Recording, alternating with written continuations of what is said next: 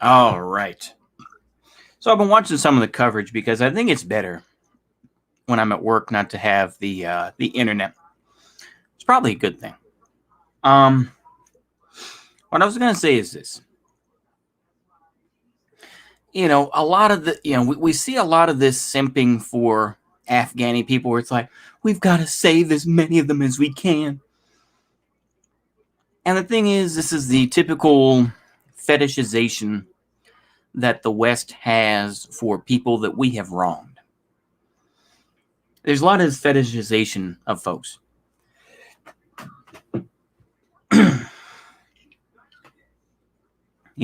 The U.S., I'm sure, fetishized Cambodians who fled Pol Pot. The U.S. fetishized the Hmong people, or the Montagnards, who fought with the U.S. Special Forces in Vietnam. Is it Orientalism? Yes, it is. It is Orientalism. It is absolutely libertarian cope. It is. But the thing is, though, this is something that I think you can simplify in the song by the famous E40, Fody Wada, a song called Captain Save-A-Ho. Or you could do it as a song by Project Pat, Don't Save Her, she don't want to be saved, don't save her, she don't want to be saved, don't save her. The thing is that now we have all these refugees. Millions of refugees will be brought into Europe. And of course, there's going to be some incident of a stabbing or something like that, We're going to see these incidents come up more and more. And they're going to say, if only you had, these Afghans are going to be brought to a country that they don't understand. Maybe their kids will. But the parents themselves will not understand. Some of them will be doctors, of course, who will be janitors, this and that. We don't need another hero. Yep. That's a good song too, though. We have a lot of this simping going on. All this fetishization. All this virtue signaling about Afghans. Probably within a week, it will all be forgotten. Some people will remember and say, oh, it was so awful seeing those photos, and they're going to show the footage of, that C-17 taking off and all that. Oh, yes. The thing is, though, is that this is simply an example of the United States not wanting to put up with it. Why can't we take care of our own people? Yeah, exactly. We can't even take care of our own people, but we're going to bring more people into this thing. You have people who will criticize the American education system, people like Vosh. And then he's like, well, actually, our education system is still great, this and that. It's like, yes. And one day we will have karaoke, but yeah. This is where we are. This is where we are. I was kind of, I did a Spurgy stream this morning before I left for work, but we see a country that, this is not the first time. Obviously, people will mention Saigon and everything else like that. But beyond that, we see a country that, what else can they promise? The thing is, in the 1970s, going into the 80s, you had hip hop. Yeah, great consumers and debt slaves. Exactly. Mm-hmm. And, you had the rise of hip hop, right? You had the Cold Crush Brothers. You had, Grandmaster Flash and the Furious Five. You, of course, had, Planet Rock and Africa Bambaataa, of course, now. And the Zulu Nation. You had DJ Kool Herc. That's the name I was thinking of. And to a certain degree, it took that rebellious spirit out of people. What hip hop became anyway. It took a revolutionary spirit out of people and made them into people who wanted to live this lifestyle, right?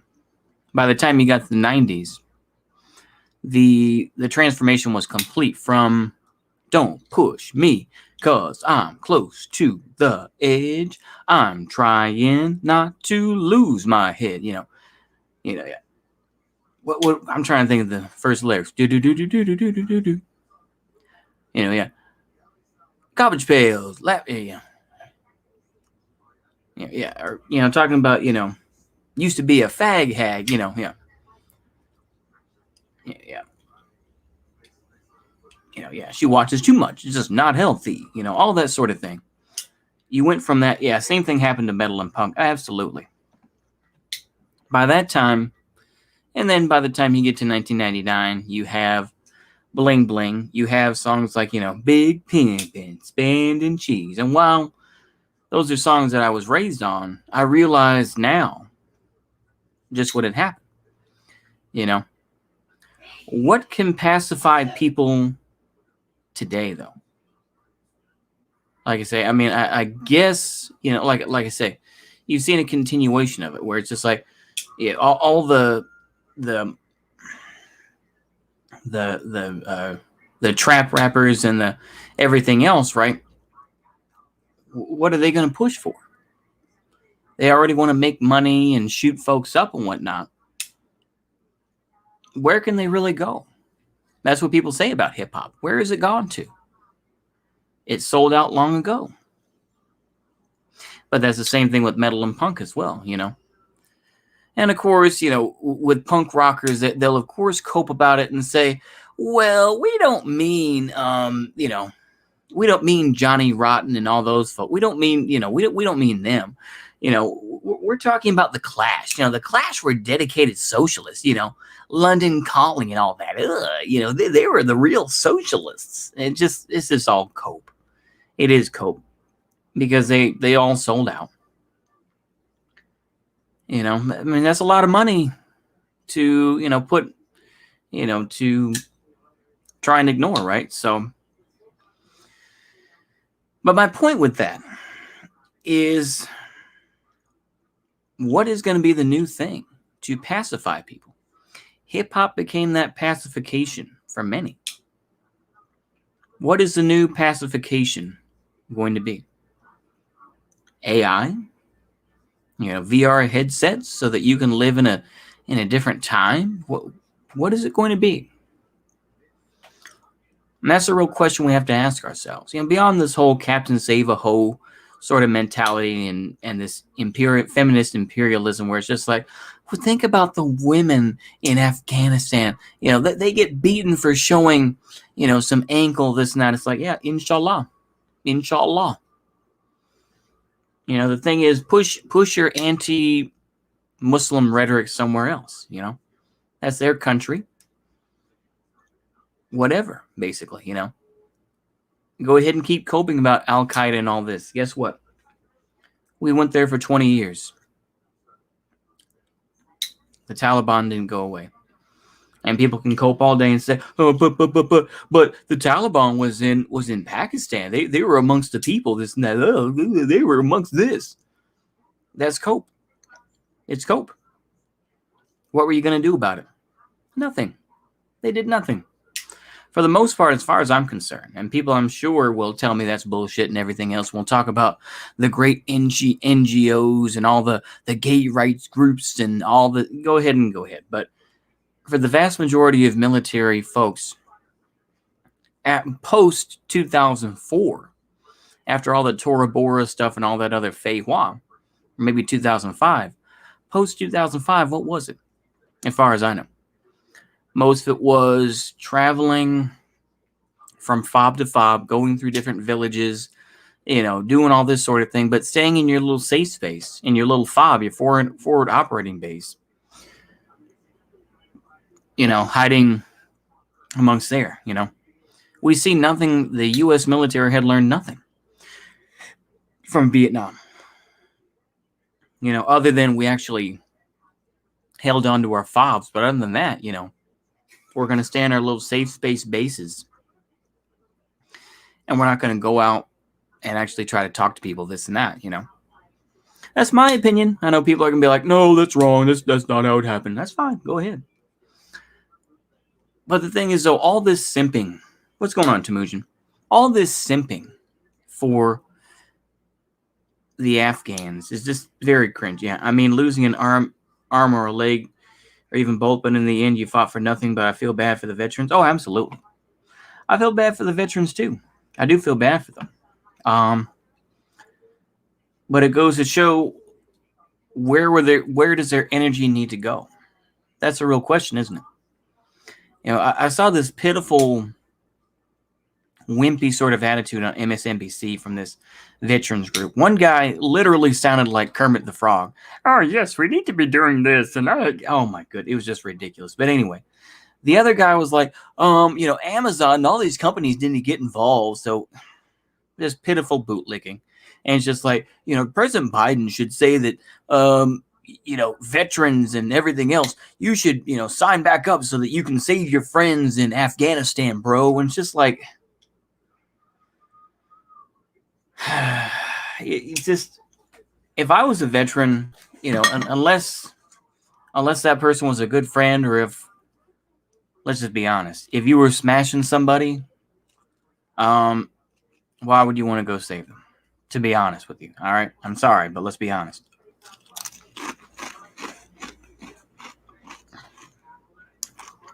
I think there's a lot of cope with that, but it's like,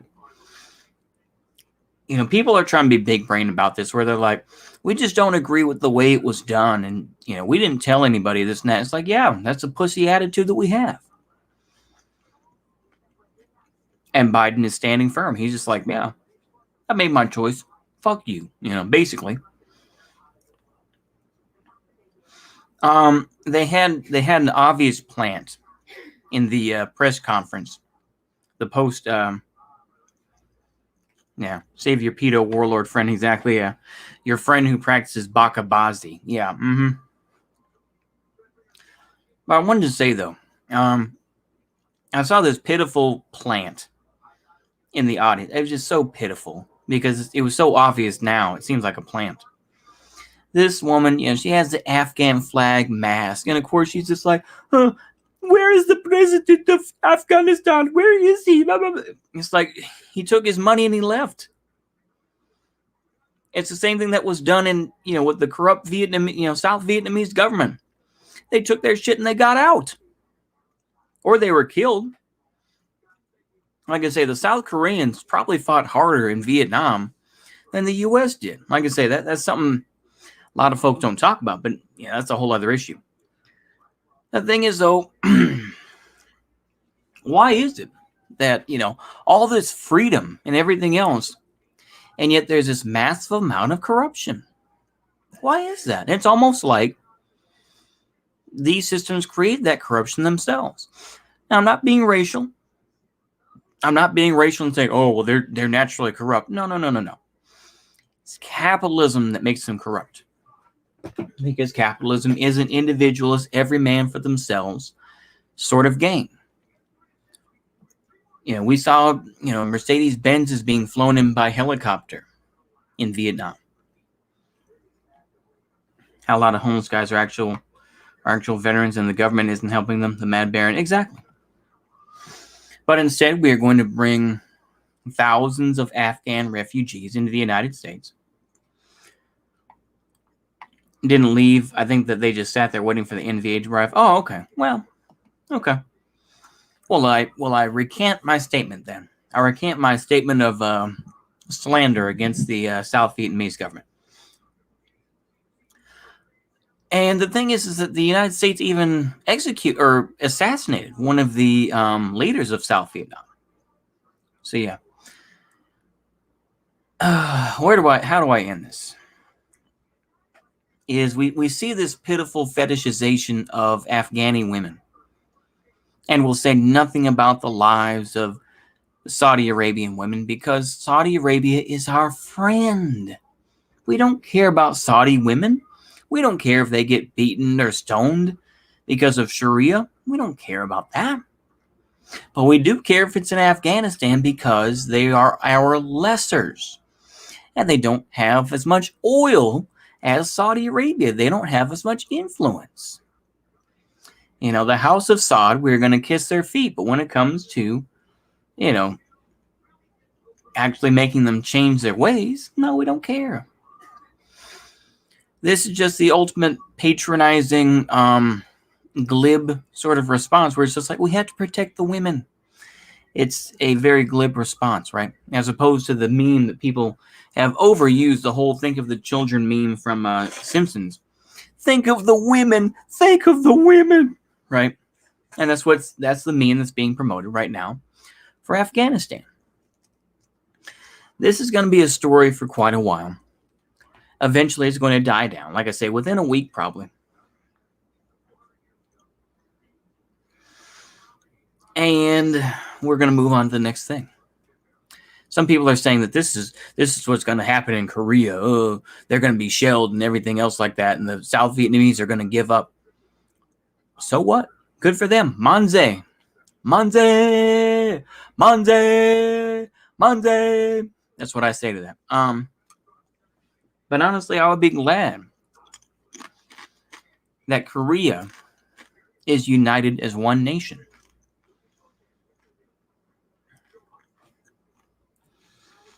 Yeah, there is a lot of pause in the military. Yeah, there is. A lot of folks are being kicked out. A lot of promotion for, more representation in the military. We see, of course, these old generals, with the Ranger tab and all that saying, I've read Mao. I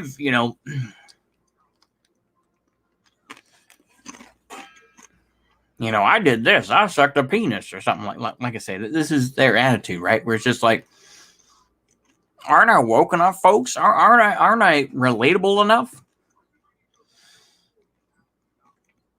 Because by the time you become a general, you are a politician. I hope no leaders of both countries don't get assassinated by USA. Exactly.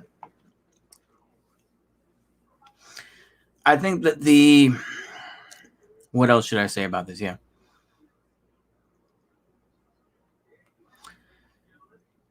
I think we've seen all this pitiful discourse, all the cope.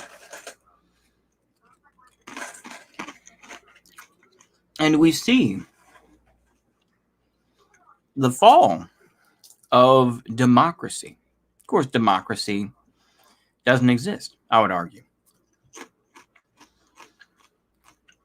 Democracy is an imaginary word that just means illusion. Because I believe democracy is an illusion. You can go ahead and use the whole Aristotle argument, and I can do that, mob rule, but no. Democracy is an illusion. I've been reading this book about LBJ and the mysterious fires that occurred when LBJ associates were close to being investigated by the IRS and all this sort of thing. And you realize that democracy does not really exist. It is an illusion. It is a two-way mirror, maybe even a funhouse mirror, to make it seem like you're voting when you look down and you look at the curves, and the fact is that you're being held with strings. Vote for this Democrat because they're going to protect your job. Vote for this Republican so you can get less taxes. And it is puppetry. That's all it is. It is puppetry. That's all democracy is. You can go ahead and cope about it all day, but that is the God's truth. People can go ahead and cope about what happened in Afghanistan or this and that, or try to be big-brained and say, well, yes, we should have left. We should have done it in a better way. It wasn't going to turn out any other differently. It wasn't going to, there was no better way to do it. There just wasn't. There wasn't. You know, the Taliban was ingrained into society, or at least in, you know, in small villages throughout Afghanistan.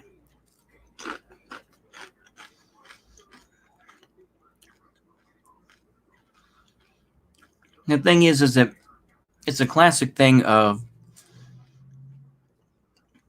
it's like freedom of speech. People just romanticize a period where their group of interest was the one privileged, by it, instead of accepting it was never real. Absolutely.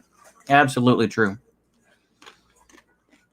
I was going to talk about the various interests in a country and talking about whether or not it was positive, And the thing is that arguably these are the limited choices we get.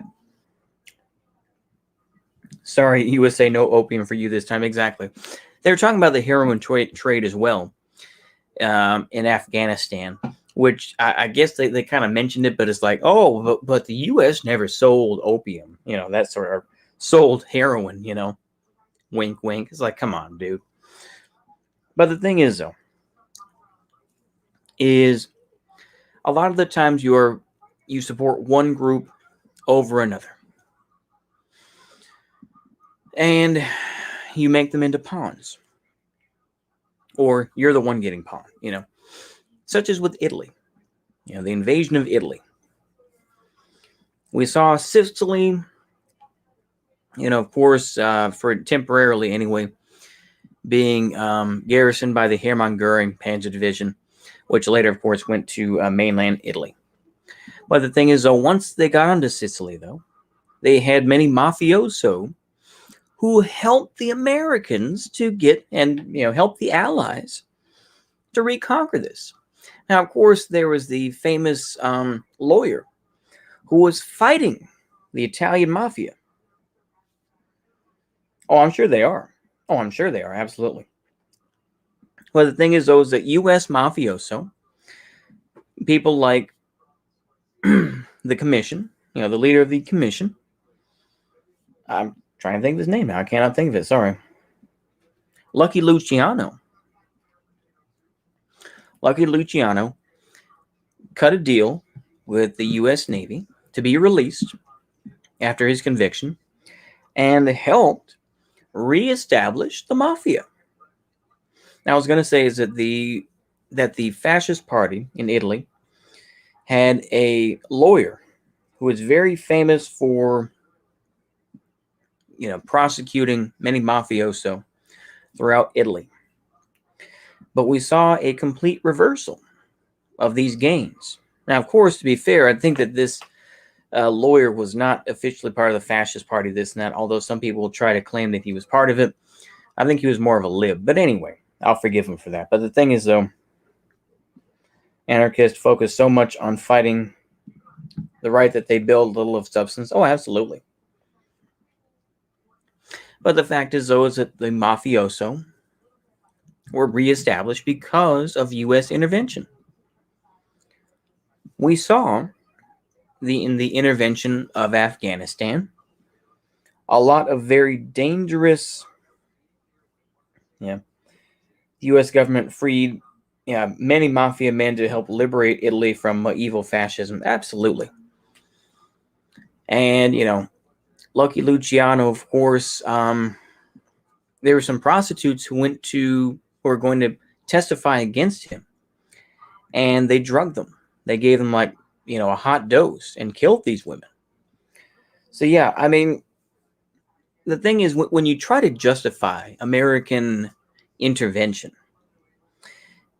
and you see the slimy people that are chosen, like I say, you could say this with Nazis as well, but it's like the U.S. chose a lot of slimy people to work with because those are the ones that were willing to work with them because they wanted to make money. But that's the fact of the matter. I was going to say with what occurred in Afghanistan, right? You chose to bring back a pagan belief known as Bakabazi to oppose the Islam of the Taliban. And that is the truth of the matter. You reignited practices that were outlawed in Afghanistan. But you wanted to do that because, it's better than Islam, basically. That's better to be somebody that allows diddling than Islam. Yeah. I guess diddling is better than Islam in some people's minds, where it's just like, okay, But yeah, this is true though. Yeah, not surprising since modern America is a mafia state. Absolutely, it is. This has been said many a time. But this is the reality that we're in, where the United States will work with all these sorts of vile people. And people will just play it off, and they'll, like I say, these liberal hawks or whoever, they'll simply brush it off and say, well, they were pretty bad people, but the enemy of my enemy is my friend. And so this is the thinking that goes into people's heads to say, this is what we actually believe. Actually, we need to do it this way. And when you see this sort of attitude, you realize how full of shit it is. The same thing can be said for South Vietnam. After the death of the Catholic president of South Vietnam was executed, or assassinated. I keep saying executed, but yeah, assassinated by the United States to put in an even more corrupt leader. The thing is that, you could say what you will and say, the South Vietnamese stayed there. But the thing is that, you'll see this here. Where did the president of Afghanistan go? He's probably gonna come out of hiding and, try to have some some sort of LARP government, much the same way as government in exile during the Second World War, the LARP government that has nothing to do with, Afghanistan. They live in luxury, even compared to the ordinary people living in the United States. They live in luxury, but they'll say, we are actually the true leaders of Afghanistan. Now, pass me that wine, please. Like I say, this is the reality that exists. We see the hypocrisy, but people give the excuses like, American democracy, it's better than fascism, it's better than Islam. And pretty soon, I think people are realizing that the hypocrisy and the two-facedness of it all, the fake concern for people that the United States has, this sort of, that liberalism provides, this sort of fake caring about people. This is going to help change the system. It's going to help change, for people to realize that this system does not represent them. But there are people who will hold doggedly onto this idea. Will say, well, they don't want to give up their money, or they don't want to, give up whatever the case may be. Like I say, we can read between the lines on what could happen to them, but I don't advocate for that, at least not officially. But the fact is, though, is that what is occurring in Afghanistan is simply a sign of the times. Will America bounce back? That's the only real question people have with this. Will America bounce back and continue to do LARPy stuff, like we did during the Reagan era? You're better off during my Imperial jackboot than those other guys jackboots. Exactly, yeah. RIP Diem and his brother. South Vietnam needed a charismatic leader to counter Ho Chi Minh. Diem was that leader, and America killed him. Yep, that's true. The fact is that the United States is a government that doesn't care about you. But they will claim to love the rest of the world. It's much the same way, like the United States is basically like a famous singer, where they'll say, "I love my fans." They'll spend hours signing autographs, this and that. But when it comes to their own kids, when they come home, they ignore their kids. They send them to private schools or anything else like that, or they let them fend for themselves. You're not getting any of my money. And that's what the United States is. The United States is simply a rich family that is globe-trotting, that can choose to do what they want, while its children, its citizens, are left to fend for themselves. This is the reality of it. This country always finds a way somehow. Yeah, I do have a feeling that's what's going to occur. They couldn't stand not having someone under their control, and it cost them Vietnam. Absolutely. U.S. defense, I think CIA acted with Arvin coup to get DM. JFK was upset about it, and CIA killed JFK a month later. That probably makes sense. Yeah. Okay. I'll go with that. All right. Like I say, I'm fairly influenced by these things that my chat says. I'm like, oh, okay. All right. If I say something that's wrong or cringe, I'll be like, okay. But I think I'll go ahead and finish up with this because I'm going on half an hour now of ranting about nothing really. But,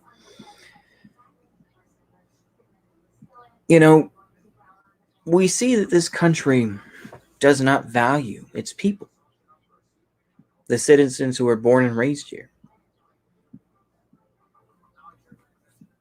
They would. It's like having adopted children. I'll put it this way. It's like, you'll see Brad Pitt or whatever, and they'll have all these kids from around the world and whatnot. These kids who live in absolute luxury, and they can have the potential to meet all these producers and everything else. But when it comes to them trying to discover their own culture, they're going to be seen as sellouts. They're going to be seen as people that never belong to the country.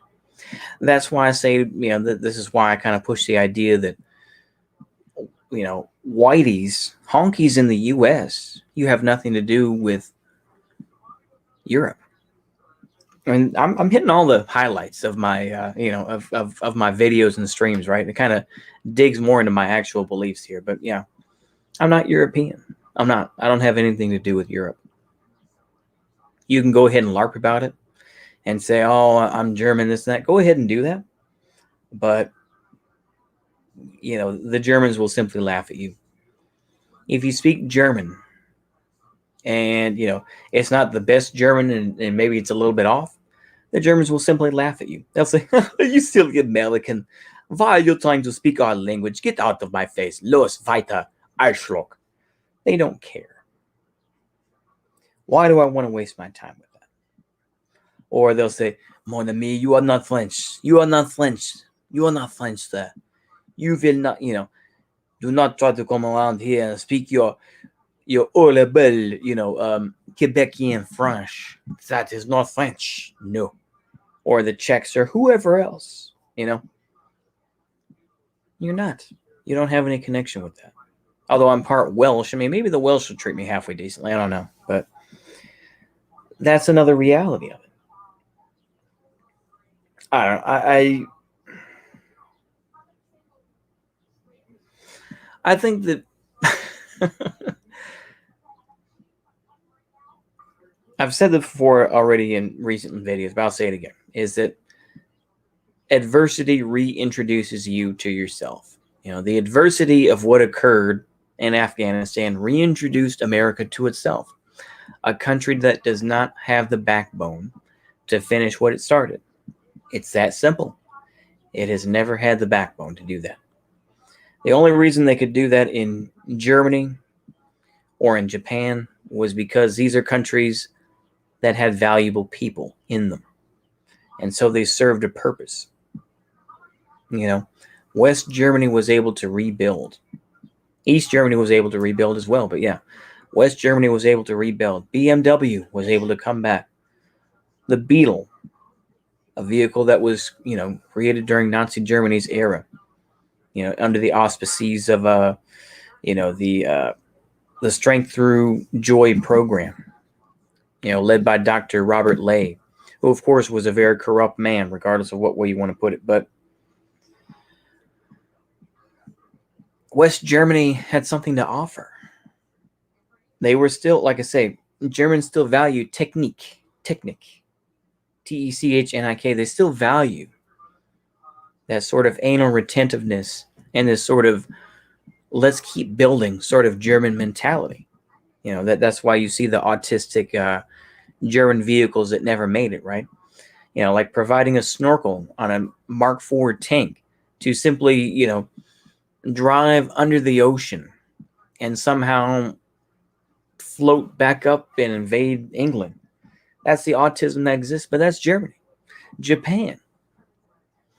The thing is that, regardless of what people want to say about Unit 731, the Americans used that research.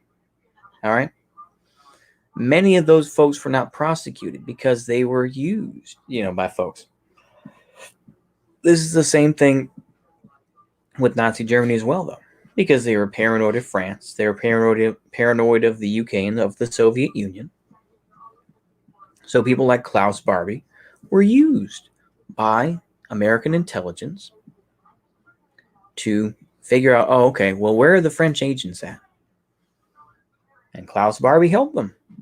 And because of that, Klaus Barbie was released and he spent time in South America. He allegedly, we don't know this for 100% sure, but he allegedly helped to capture Che Guevara. And they had him executed. But we see this is where we are. I know I'm repeat that point. This is where, maybe I should just call a video, this is where we are. I'm sorry, it keeps coming up in my head, but the United States will do what they can to, they'll make deals with folks who they think are worth it. That will help improve their position. And they will ignore these issues. I think that's all I have to say.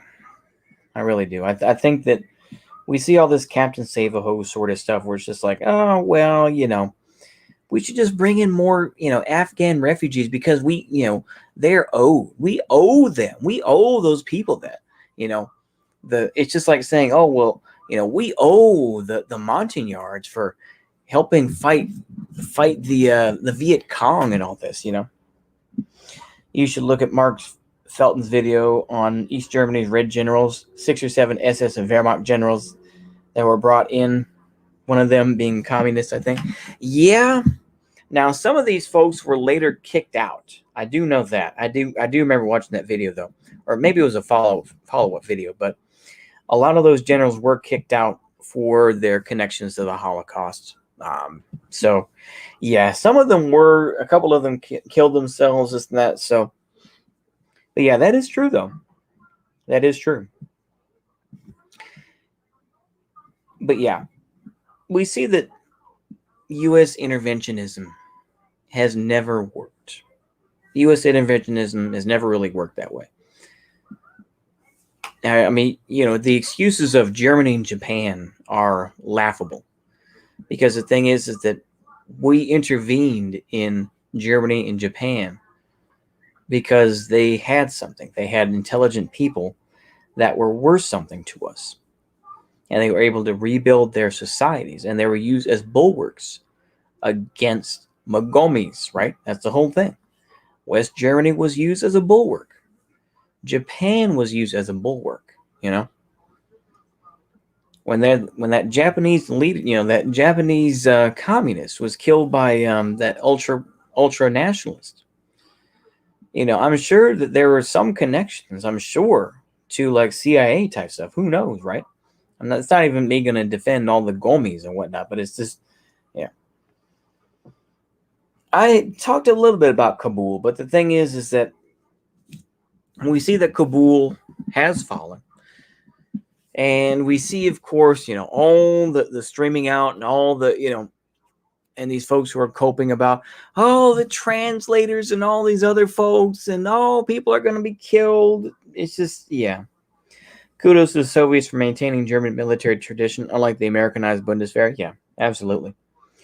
I have talked a little bit about, but I guess I could talk more about Kabul, and then I'll wrap this up. But we've seen with Kabul, of course, the videos, of the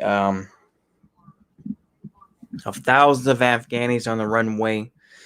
Some people are hanging onto the wings and whatnot, of course, and some people are falling off and all that. Allegedly, we don't know for sure, right? But we see that, the Taliban is simply biding their time right now. They have won. They have won. And the airport is there. I mean, what is it? Hamid Karzai Airport. And they're slowly getting, and the decision of priorities of get the Westerners out of here. And, maybe other folks can get on, And we see all the cowardice, all the, the typical Western sort of stuff. The typical American sort of stuff where it's like the U.S. does not have the backbone to finish what they started. Now, the thing is, though, does that speak for what will happen in the United States? This is something I've talked about before, but I'll say it here. Is if we see the fall of Kabul, what would happen to a place like Cincinnati or Seattle, where we allow part of, Seattle to be under this LARPy anarchist bullshit that, like I say, it was just a gay out. I think it was a Japanese fascist nationalist who was killed by a monarch boo who had CIA connections. Sorry if I... Oh, no, you're okay, Mad Baron. But yeah, the graveyard of empires. It is, yep. But there are, like I say, I think even Iran, during I can't think of which empire, but the thing is, Iran did rule Afghanistan way back in the day, but yeah. So that's kind of a misnomer. That's not to say, oh, America is good. No. I'm just, some of that is cope, but I think some of it is just, it's kind of overplay. The fact is that there were empires that did rule Afghanistan. It's just currently is that Afghanistan just is a mess, and they've never really had a unified culture. At least in recent times, I'll put it that way. And of course, people can say, oh, what about Najibullah and all this sort of stuff? But that's a whole different thing. I think that's about all I have to say. I know I said that like half an hour ago, it seems like, but I think I've said my piece on that. Yeah. VP Harris is coming to Singapore and Vietnam next week to talk about securing the South China Sea while U.S. simultaneously leaves Afghanistan. Mixed signals. Absolutely. The U.S. does not have the cojones to do that. The U.S. is going to have to show, for anybody else's sake, some backbone.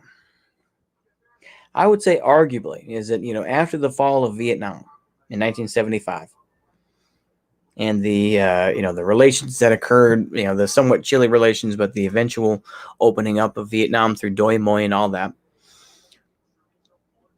we saw small scale victories after Carter. We had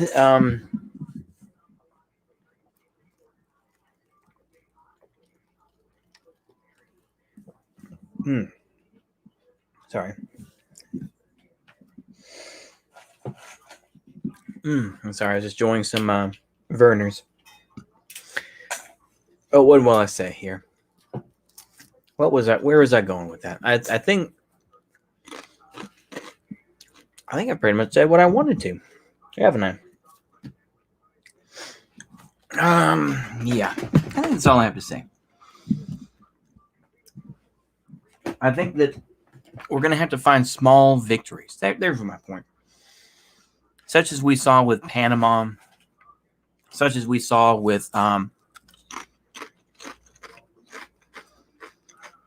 Grenada. That's what I was thinking of, Grenada.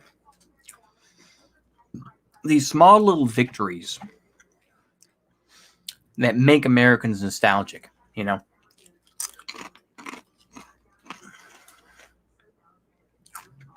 which will put enough steam into the system.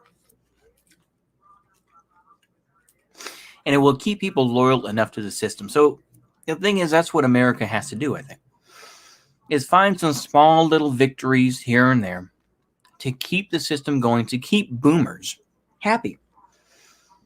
Maybe that's a wild thing to say, but I do think that's what's going to happen with the U.S., at least in the current future.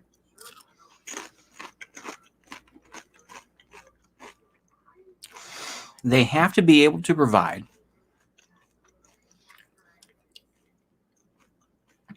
enough military force to, make it seem like we're still number one. And it will keep enough boomers happy to say, yeah, America number one, while they live on welfare. Deep state isn't happy with Biden. No.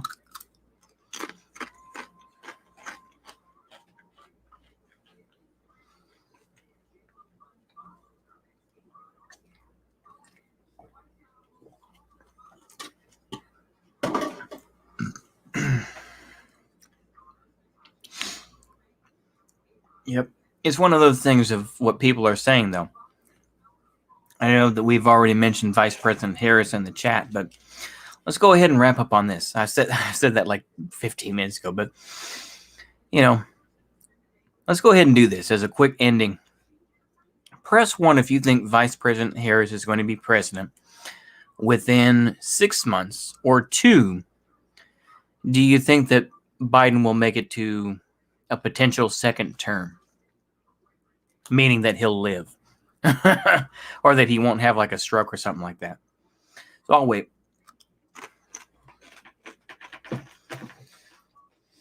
Let me mute my mic so you don't hear me crunching.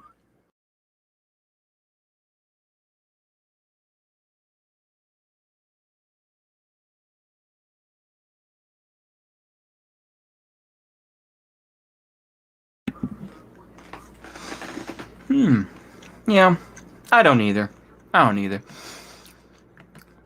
It's just that there are those out there that are asking that question of,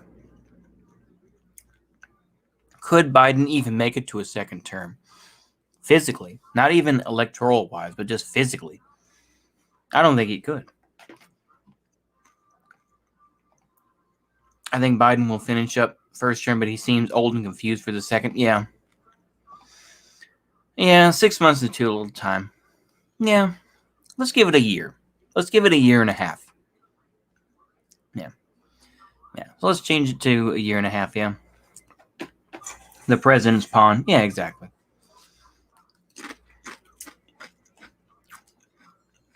I think it's going to be interesting, to say the least. I'm using all my terms, aren't I? It'll be interesting. This is just the way it is. Oh, man. I'm using all of them, aren't I? I do think that's what's going... Yeah. 1776 to 2022. Yeah. Exactly. Yep.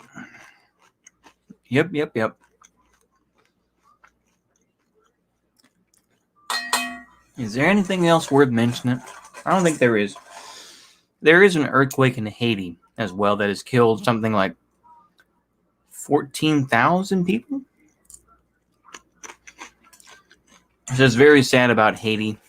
Feel as you want to about details of it, but it's very sad that has occurred.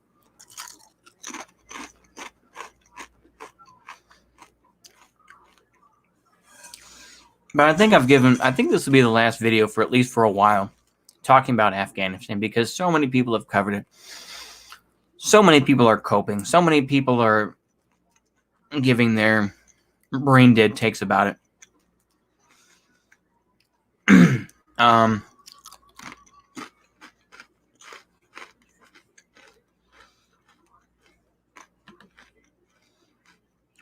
Yeah, there you go.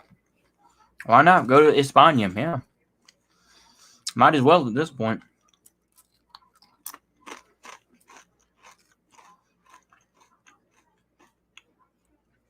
Spain seems kind of chill, to be honest with you, but yeah. Sure, we can do that. No problem. Let me find it for you. Let me see if I can just mute my mic here.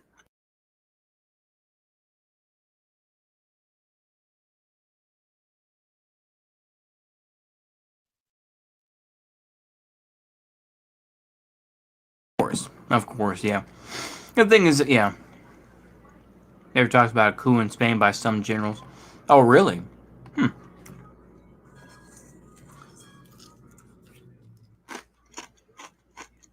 Let's see if I can find the video right quick here. Not on this one. Hold on. Let me change the brand right quick. Is it this one? Nope. Oh, no, it is this one. All right. Let me go ahead and mute my mic then. Hope y'all enjoyed this nearly long, kind of ranty, kind of repeat myself sort of stream, but hopefully y'all enjoy it. So see you later. Goodbye. And yeah, I think I'll keep it there. See you later. Bye-bye.